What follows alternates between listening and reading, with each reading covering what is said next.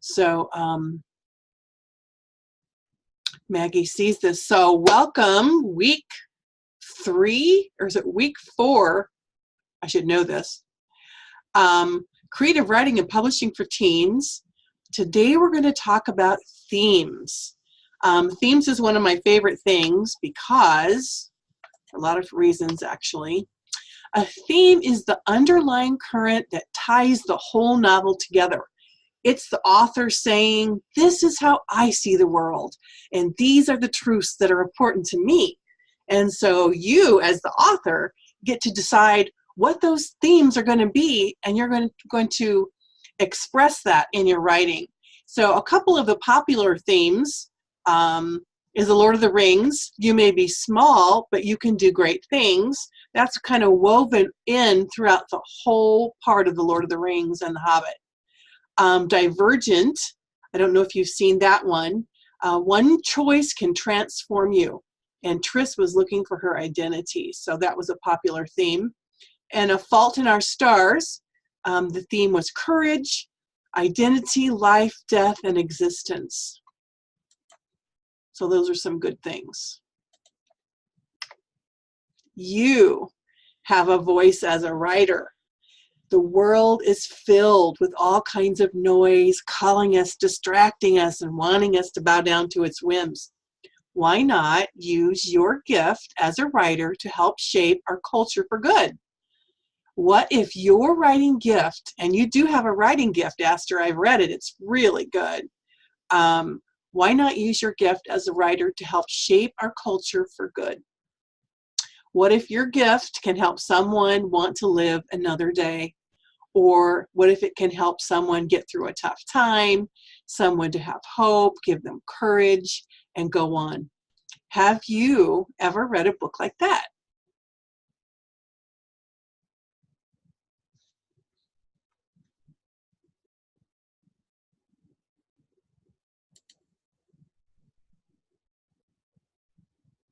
Go ahead and type that in the chat box.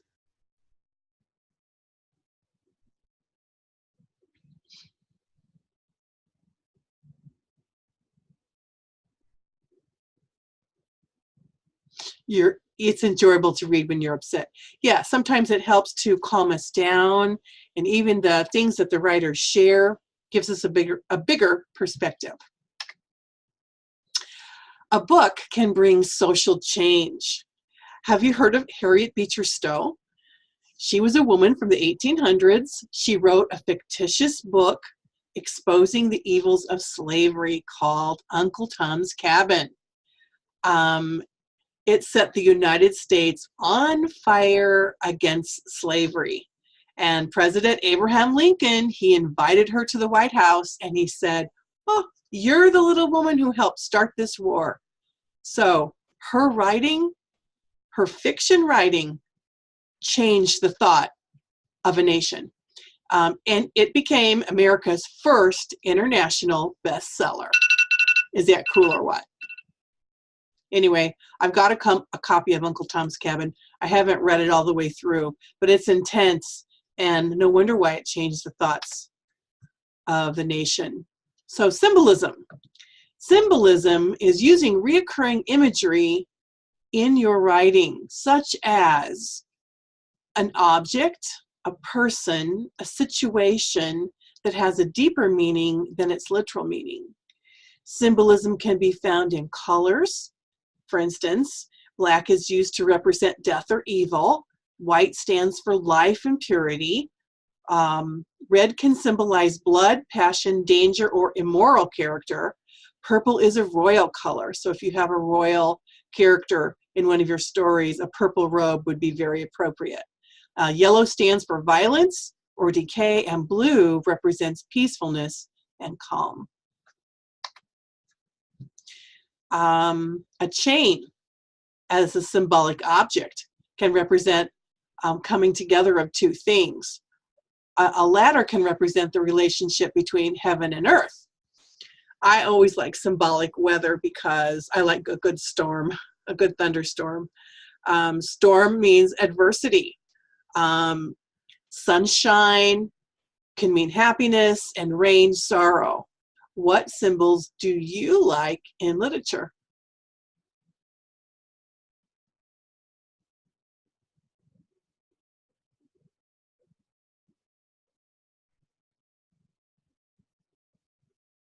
Or do you have one that you like?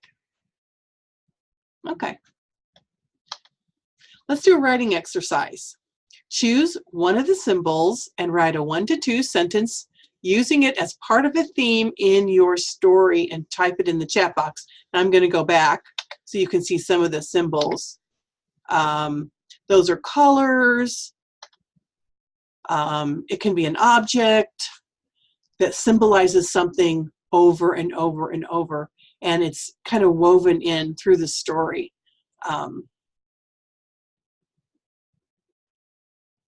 I'll give you a few minutes to think, and then go ahead and type it in the chat box when you're ready.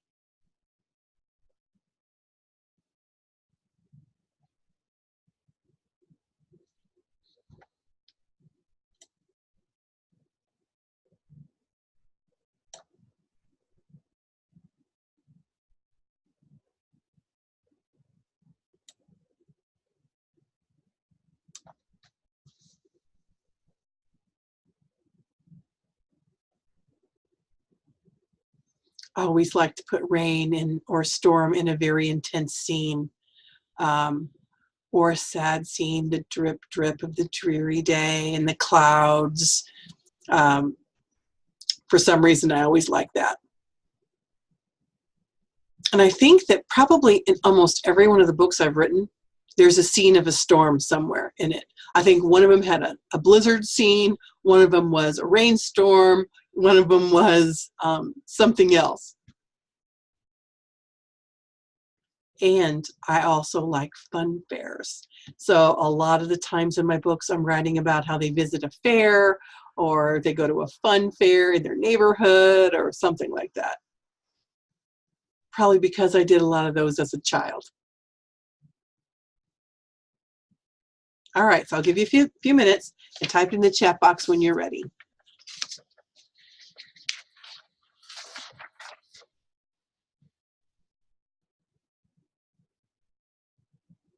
Go. Let's see. Okay, so you have, she sat at the edge of the dock. The wind blew through her hair.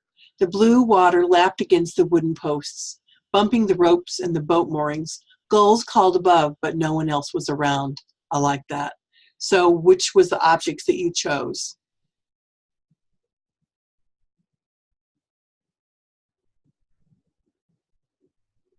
The blue water, the calm.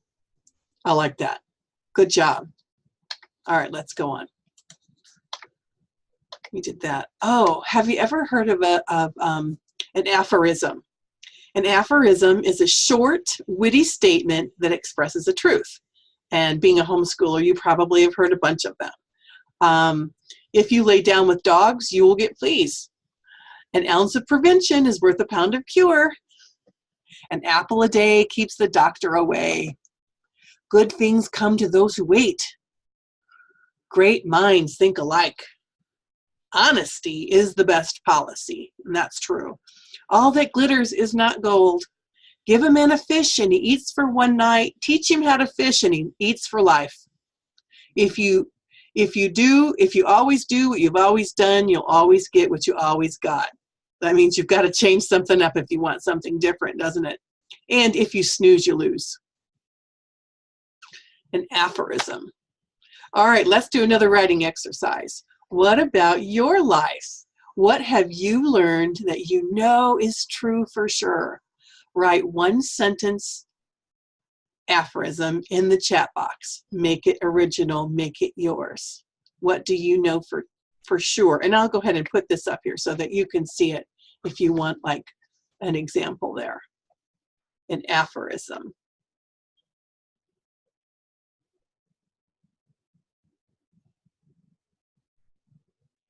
What do you know for sure that you've learned in your life that's true?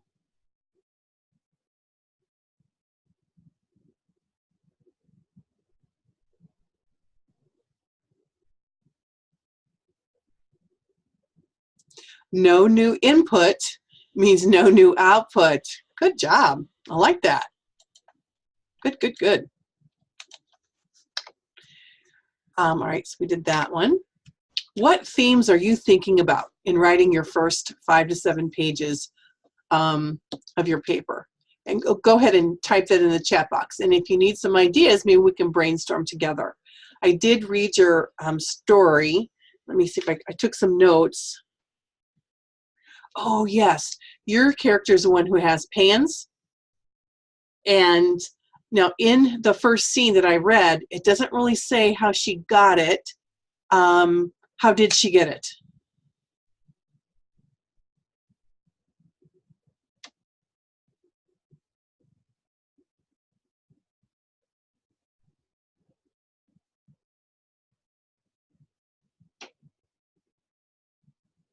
Oh, cool. You have that in the next scene.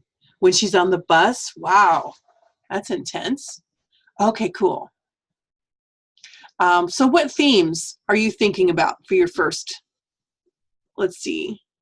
Yes, I did not read the bus scene. Did you turn that one in? And did you turn it in on Google Classroom, or did you email it to me? I think I figured out how to do the Google Classroom thing now. Email, okay. I'll check that out then. It's really cool. If you know how to upload that on Google Classroom, I can give you comments right there.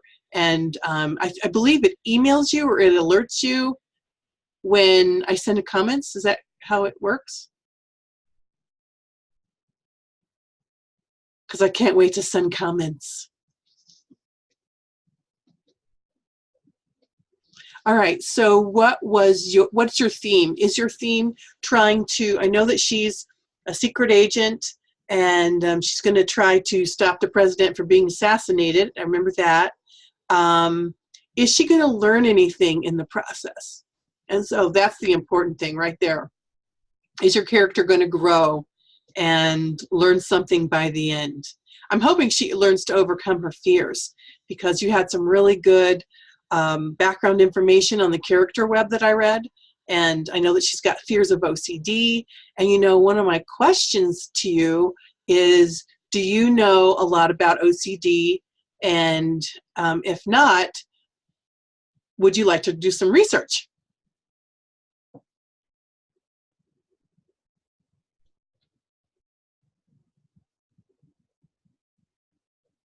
Yes, you know a lot about it. Or yes, you want to do research. Which one?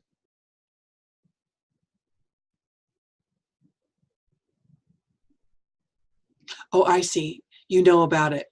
I actually have some friends who all 3 of her children had OCD. And so we kind of walked through, what that did for people and how it kind of was challenging in different ways. And so the more research you have on it and firsthand, how that is, then you can actually throw those into your scenes and it becomes really cool. And what was the theme? Did you say that and I missed it? Let me take a look up here in the chat box. Everyone needs God for strength. Well, that's a good one, right? Can't go wrong there. All right, let's go on. Let's talk about how every story has 6 main ingredients.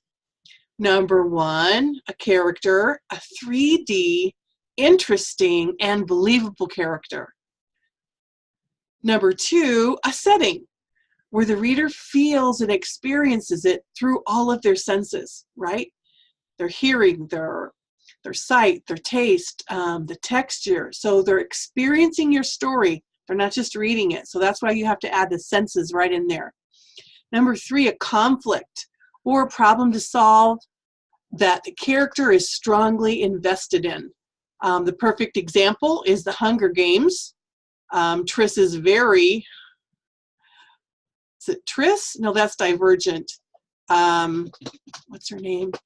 Katniss. Katniss is very invested in the story. And of course, the theme is the underlying message about life that you care about and you want to convey in your writing. And you said, looks like you're saying another one there, or don't be afraid for God to heal and change you. That's a good one, isn't it? Because I think sometimes we are afraid of change, aren't we? Because for some reason, we're comfortable, and we always think that change isn't going to be a good thing, but what if change was like an amazing thing? So we have to kind of think that way, in that direction. And of course, number 6, you have to have a resolve. The character reaches their goal like a warrior returning home with a victor's crown. So those are the 6 main ingredients. If you want to take a screenshot of that, I'll hold for a second. That'll be up there.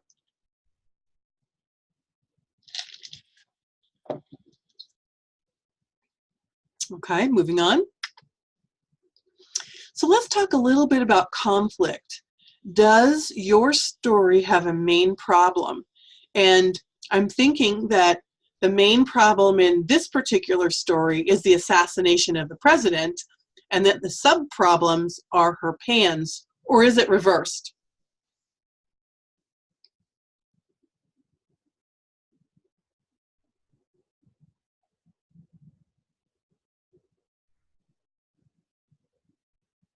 Okay, but you know for sure those are 2 big problems, so you've already got part of that set, and that's really good.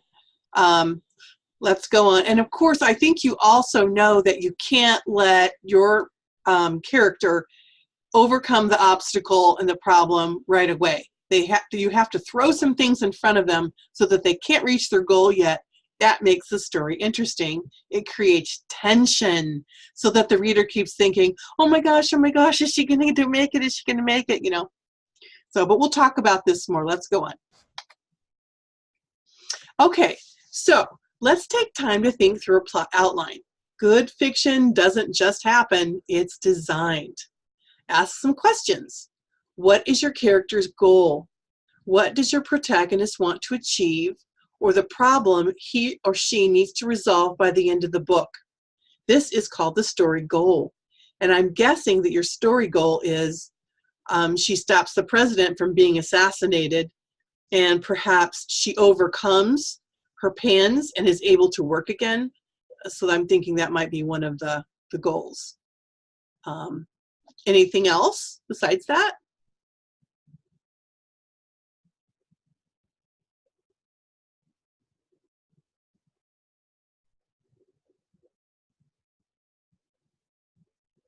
Growing closer to God. Definitely. That's always a good one. Then you have to ask yourself another question. What disaster will happen if the goal is not achieved? This is called the consequence. Are the stakes high enough in your story? What will your character lose if the goal is not achieved? So think about that. What disaster will happen? And in your homework, you'll have the opportunity to really, sit down and think about these things. And so you don't have to. Do you have a disaster that will happen that you know already in the plot? Of course, the president could be assassinated, but is there anything else?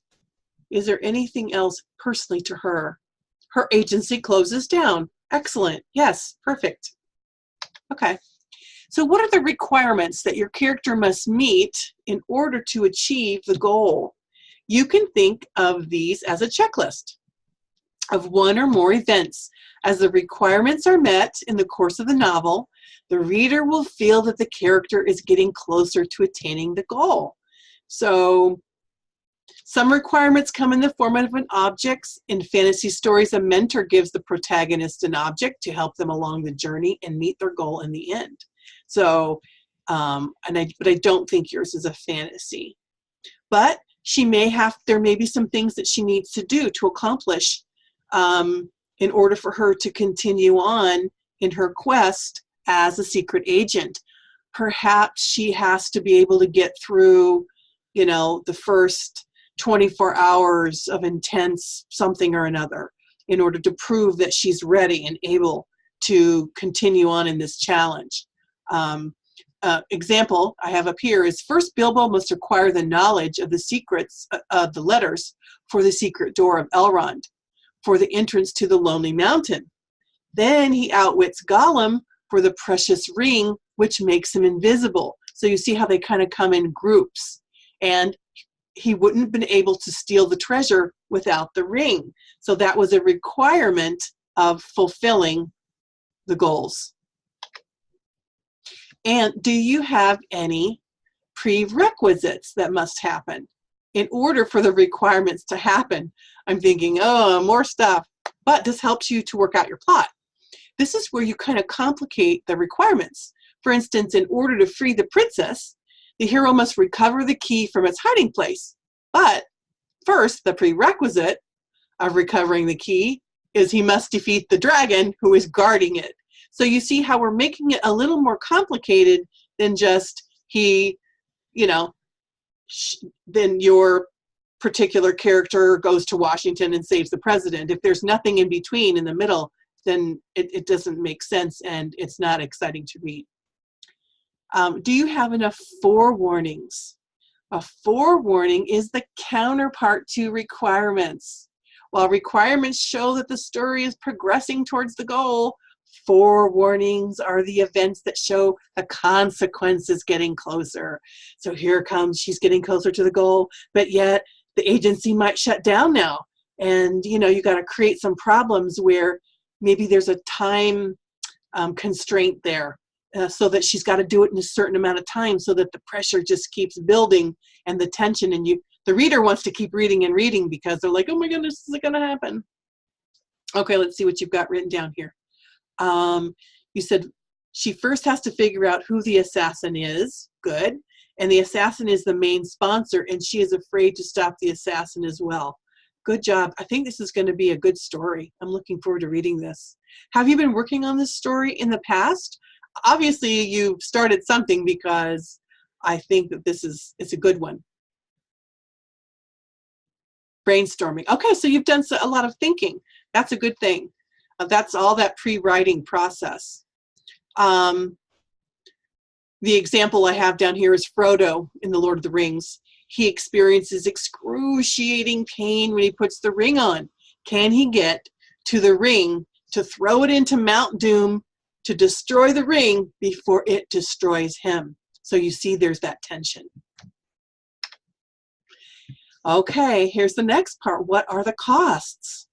One sign that a problem or goal matters to the protagonist is that they are willing to make sacrifices or suffer pain in order to achieve it. Such sacrifices are called costs. Example, the hard-boiled detective who gets beaten up at some point in his investigation, right?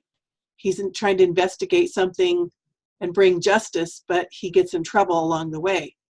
The hero in a quest must suffer pain or injury or give up a cherished possession to reach his goal. The protagonist might have to give up stuff internally, like their pride, their self-respect, money, security, an attitude, an idealized memory, the life of a friend, or anything else they hold dear. If you make the costs steep and illustrate how hard the sacrifice is for the protagonist, the reader will feel that the protagonist deserves to achieve the goal and will begin to root for them. And I already feel like I'm rooting for your character already, because I want her to overcome this injury that she accrued, this illness. So what are some of the rewards that your character receives for working towards their goal?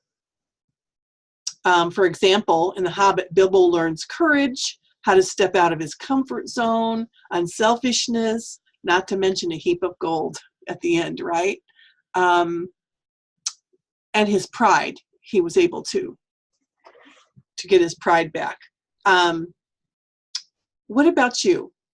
What are some of the rewards that Kataya is going to reap through this story? Obviously, the president won't be assassinated, but are there any personal goals to her?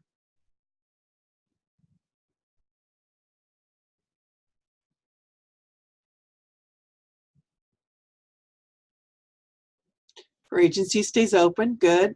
The president is saved. A friend thinks about following Jesus. Ooh, that's a good one too. She can point others to Jesus. I love it. You know, I have a feeling that she's going to be able to overcome more than she thinks she can. with her illness. So I think that's going to be really great to watch the progression of. Okay, here we go. We're really getting to the nitty-gritty today. Are there any impediments in the plot? Impediments are obstacles laid down by other characters that make it more difficult for the story goal to be achieved. For an example, Pride and Prejudice. I don't know if you have you read Pride and Prejudice or seen the movie? No, okay. This is where Elizabeth, her quest for happiness is made more difficult by the terms of her grandfather's will, which states that the family property can only be inherited by males. This means that upon her father's death, Elizabeth and her sisters will be penniless unless they find good husbands. So the whole idea of the Pride and Prejudice story is that her mother is trying to find husbands for all these daughters that she has. And it's important because if they do not find husbands, they will be penniless and thrown onto the street. So that's an impediment to the plot.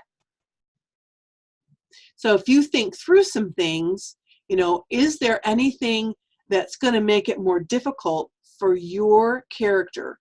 Is there any other character who might try to stop her or slow her down, make it harder for her? Of course, I know there's bad guys out there and there's assassins, but what kind of things maybe can they do to try to slow her down?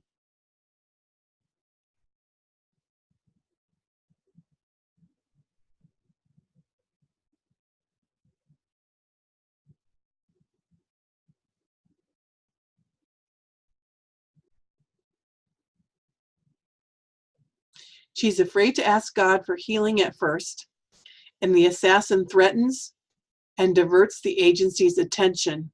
Good. I like that. Good job. And what are some of the rewards that your character receives for working towards his goal? I think we sort of talked about that a little bit. Let's go on. Thinking of the plot of your story, write the plot in 1 to 2 concise sentences and share it in the chat box. The whole plot summary of your story in 1 to 2 concise sentences. And that helps you to keep the main thing the main thing. I'll give you a few minutes to think about it.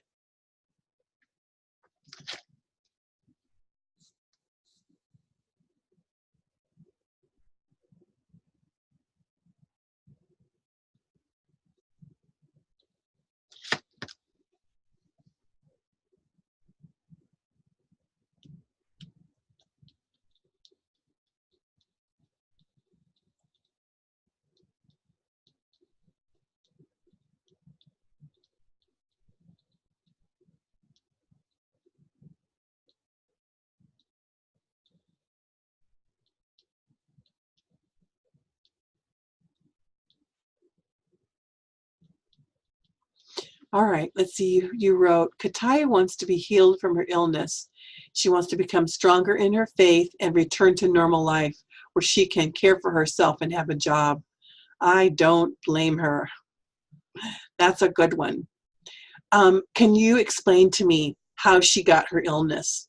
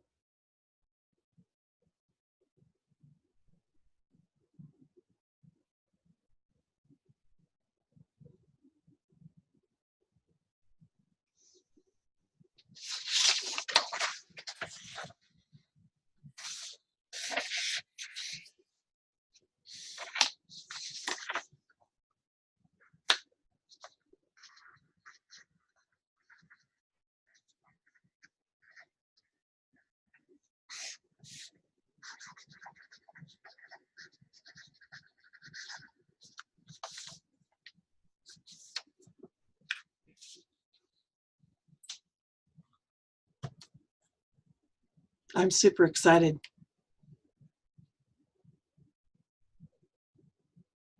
to read another scene in your story.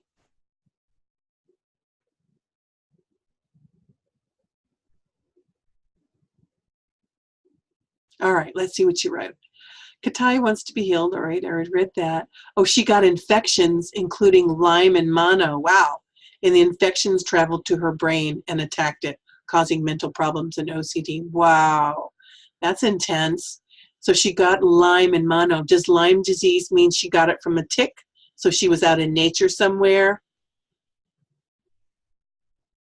Okay. And you have that whole scene written already, or in your mind anyway.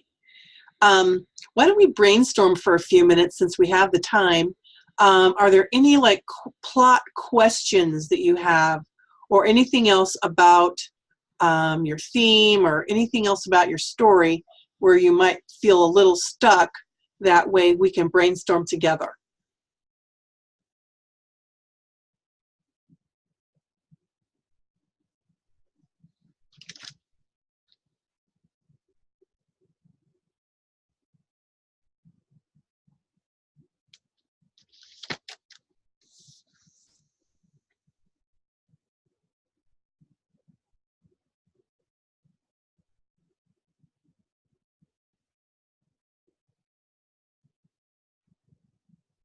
And will you give her like flashbacks so that we know what happened to her? Maybe she can have a dream, or her mother and her can be talking about, when she first had her problems, how debilitating it was. That would be really good, so that we know as readers how far she's actually come to get to this point where she could actually go back to work again.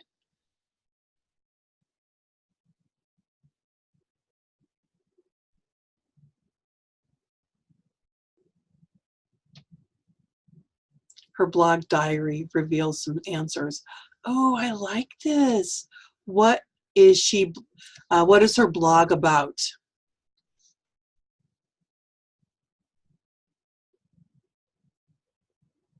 That's really interesting because I'm going to be doing a blogging class coming up.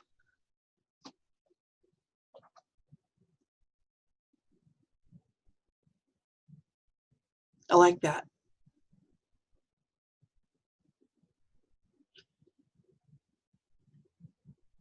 But she is afraid to post about her illness. What if she posts as if it happened to somebody else? And she says, my friend has had this problem, and, calls her by another name. That way she's sharing, or she begins to share or something, but no one really knows it's really her.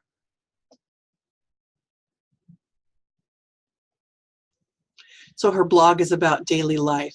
Okay. If it had a slant of some sort, that would make it more interesting. For instance, what else does she do in her life? Is she the one that plays the violin?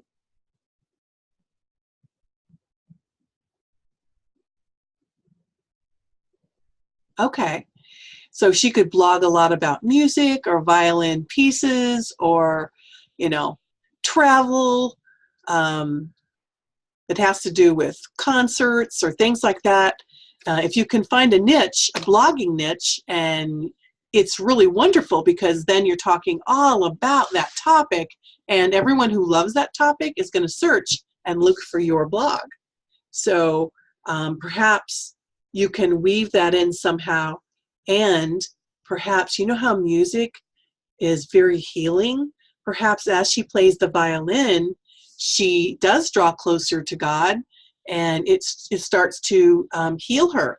I have heard of people who, as a matter of fact, I've heard of people who have had brain injuries who've listened to classical music, and it actually creates new pathways in their brain for healing. And, perhaps her violin and her love of music could have something to do with the healing that happens in her life. Okay, let's see what else you have to say here. One of the things that she wants to do is tell somebody about Jesus. She does, but her friend gets mad at her. How mad should her friend get? How will this affect her job to save the president? Is her friend a part of the agency? Okay. it definitely could cause complications, for sure. I could see that. And I sort of like the idea of maybe her friend being kind of, irritated with her at first.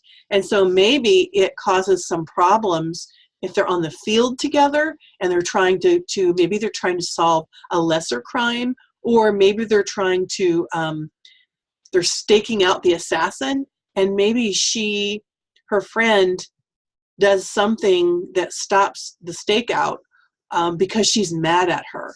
And I think she could be mad a little bit, and you could just draw it out, and maybe Kataya can save her friend's life. The Bible verse that says no greater love has anyone except the one who lays down their life for a friend. Maybe she could help to save her friend's life, and her friend stops being mad at her and then really wants to draw closer to Jesus herself. Just ideas. I'm throwing out ideas to stimulate your ideas. I love it. I love it. Good stuff. Let's see what else you have. How will this affect her job? Of course, to save the president. And her friend is also a co-worker. Is her friend a close friend or just a co-worker?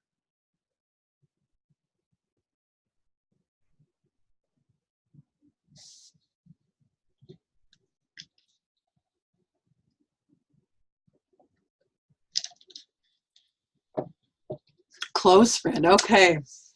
So that makes it even more delicate. So what I find is I start writing some things out, and if it doesn't sound right or feel strong enough, then I rewrite it a little bit. So I will look forward to reading that. Definitely look forward to reading that. Any other thoughts? How will you develop her close friend? Will she become like a sidekick friend? Will she be quirky at all? Okay, so she's a longtime coworker, but not super close. Okay, that makes a difference. Maybe Kataya's post on her blog shows her friend that Kataya can relate to Ashley. Maybe so. I like that too. And I would love to see some blog posts, within the storyline there. That would be really great too. And come up with some super interesting things. Blogs that get read are snappy, and they have interesting topics. And usually there's a niche. Do you know what it means, a niche? A niche is a specific thing that blog is known for. For instance, you might like to skateboard, and a person may be blogging on skateboarding. They have articles on the best skateboards. They might have articles on the best skateboarding shoes and photos of the coolest shoes around. They may have blog posts on who are the most popular skateboarders and do an interview. And so that whole thing revolves around skateboarding. So that's what's called a niche. It's one type. It's exactly that particular thing. So for instance, we talked about violin a little bit. Perhaps she's a violin lover. So all articles relating to violin, she could write about any and all aspects, would be on that particular blog. I have some blogs that are homeschooling blogs that I've been on. It goes the gamut of homeschool information. There's blogs on Christmas. There's blogs on all kinds of things. So which niche do you think my character should have? Should she always be talking about the Secret Service? Well, if the Secret Service is secret, maybe not. So what my thoughts are, why not a blog that's kind of a cover-up for what she does? And maybe even on her blog, she sends secret messages, encoded messages within her text to her boss or whoever, or her coworkers, something like that. So I would pick something that you are interested in as a person, Aster as a person, and then I would because then you can research a lot of things that you're interested in and put it right into your character and into your story. Then it makes it more fun for you to write.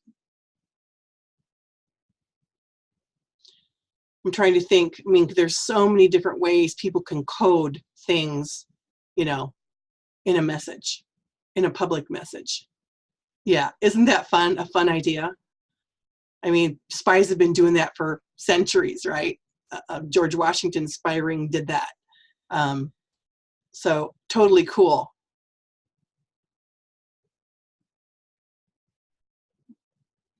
So what might be some things that you're interested in that maybe your character could follow along your interests?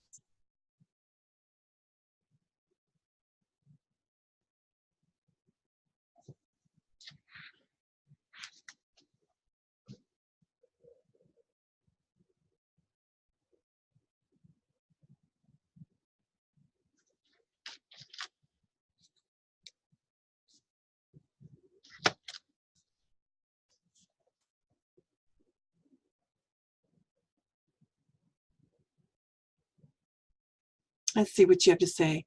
Because she can't talk to her coworkers when she is sick, maybe she can send them encoded messages on her blog. Yes, I like that, for sure. I mean, maybe her blog's about horses. You know, maybe she loves horses, and so she's writing about all the different kinds of horses. Maybe she has a horse, you know. I've heard of people who have different mental problems, that horses and horse riding can be very therapeutic.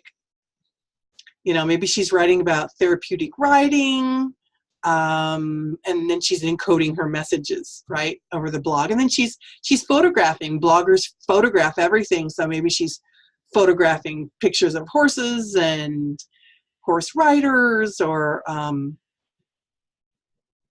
things like that. Or maybe dogs. Maybe she loves dogs. She loves to write. Maybe on her blog she can be about writing. Yeah, absolutely. Maybe it can be about writing. So all the different aspects of writing, you know, maybe this week she blogs about, you know, writing plots. Next week she interviews a famous writer. The following week she, you know, does a book review. Things like that. So definitely, I think that that could be it for sure. Have you ever heard of the Pioneer Woman? She's a very famous woman who lives on a cattle ranch. And yes, the cook. She started out by blogging about cooking. And she blogged about her romance with her husband. And that's how she became famous. They picked her up. Everybody wanted to find out what happened between her and her husband. They wanted to hear about her cook, what she was cooking, right? She made it fun. She used her personality. And I mean, that's a true life story. I watch her all the time. I love her. But she started out by blogging. Here she is, I think is she in Kansas? Oklahoma. She's in Oklahoma. I mean, here she is out on a ranch somewhere. And, you know, what is she doing? She's writing, and she's a photographer. So she's photographing the things that she's cooking, and she's posting that on her blog. And she mixes it in, right, to draw an interest. She mixes it in with her family life. And I believe her kids are homeschooled too. So she's pulled that into her TV shows. I love it. I love her. She's awesome. So, you know, you must be the love of writing. You must have that, Aster. So I think that's kind of cool. Well, let's go on. We've got one more thing to look at today. I think we're just going to look at homework, actually. But let's see.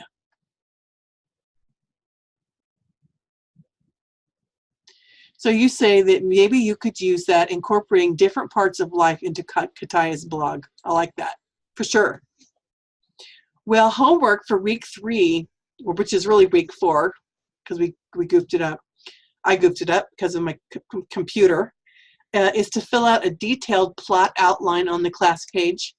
So if you go on there and look for homework for week 3, which you probably have, it's was probably sent to your inbox already.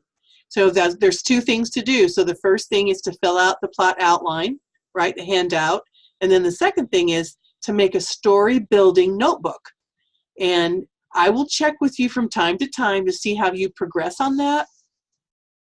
So what you do is you take a regular spiral notebook, or you could do something pretty if you want to, and you think about, say, 12 to 15 chapters. Of course, this is going to be a novelette. So, 12 or 15 chapters, I guess. And you just write chapter 1 on the top, and you flip over about 5 or 6 pages. Chapter 2, flip over 5 or 6 pages. Chapter 3, you write all these headings out, right? And then after you write your plot down, you write different scene ideas for each chapter. And so each chapter is a scene, right, about a certain thing. It has a beginning, a middle, and an end. And a lot of times, which I like to do, is I like to leave my chapter on a cliffhanger. So you don't really say exactly what's going to happen, so the person will read the next chapter. But you do want to get close up to that point. So, but there are more detailed instructions in the homework, so take a look at that. Do you have any questions about that? Is that pretty simple to you?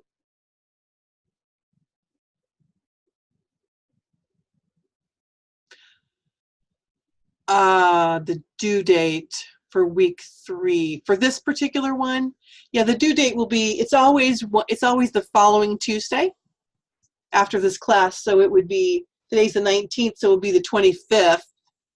Yeah, I can. Due date would be the 25th. But that's how I wrote my first book. I got a story, I got a notebook out, and I just start building the story. And every time, like, you're during the day or it's at night and you've got an idea for one of the scenes, you just get out your notebook, you open to that chapter, and you just write down your notes. So that when you get to that place, you already have a bunch of stuff that you've already built into the story. And then you don't forget it, the information.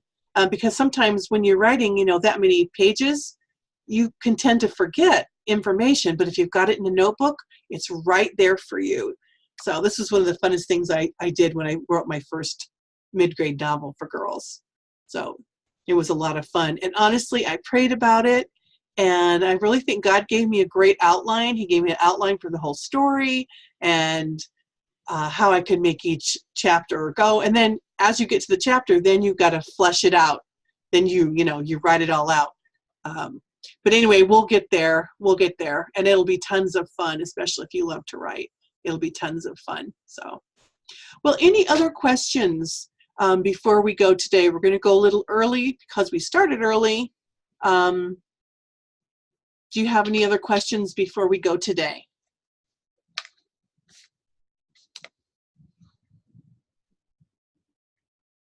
Yeah, me too. You like to dream up scenes when you're going about your day. I do too. I do too.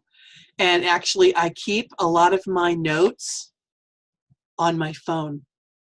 I keep my phone right by my bed. And so many times early in the morning, I will be thinking, and I'll get an idea for a particular scene, and I keep it on my phone, all those notes. If I'm out somewhere, like you said, during the day, I just grab my phone or a notebook, whichever, and I just write down those thoughts, because those are the wonderful, I think, creative thoughts that God gives us during the day. And but it's our job to outline them, put them in a reasonable order so that people can understand it once it becomes a real story. So, all right, I'm super excited to read more. I think we'll go ahead and go if you don't have any questions. Take care, and I will look forward to reading your homework when I see it in my inbox. So for now, take care and bye-bye.